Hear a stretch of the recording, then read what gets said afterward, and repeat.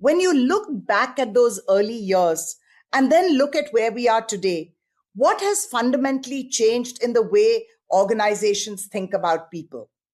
I begin to see that, ironically, at a time when mass production was the only way that people produce goods, services were still coming up in India.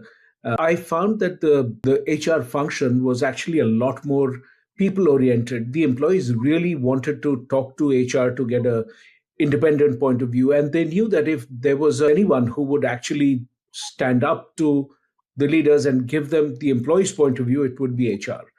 I think that's over time got diluted and changed in a number of ways today. And as I said, that there was a time when we were really looking at mass production. So you would imagine that standard model would be what HR followed. Ironically, it was the other way around. It was extremely personalized. Today, when we talk about personalized experience, is the other way around. It's very sort of one size fits all norms.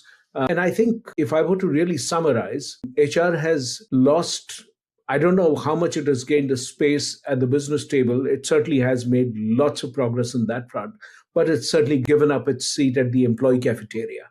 That's for sure. And that is so beautifully said because, Abhijit, I grew up at a time and I've seen my father do this where there were about 10,000 people in the factory, but my father knew their names. And not just their names, he knew things about them. He knew their family names. He knew which standard their kids were in. And he was not even in HR. And HR had such a deep interaction with every worker, every person on the assembly line.